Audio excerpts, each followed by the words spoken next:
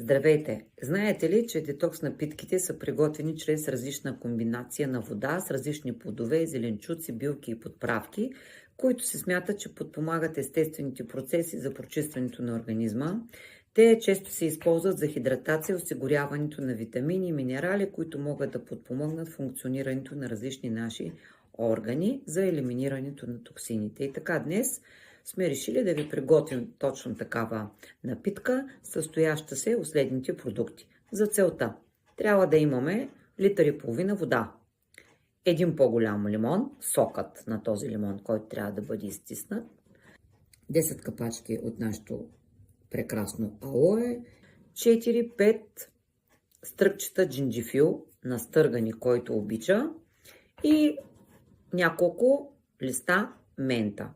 Свежа, не изсушена. Аз имам от градината, така че ще използвам точно нея.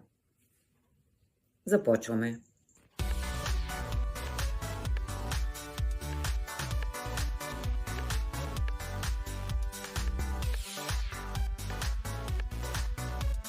След като всичко е готово, поставяте го в хладилника за 1-2 часа и напитката ви е готова.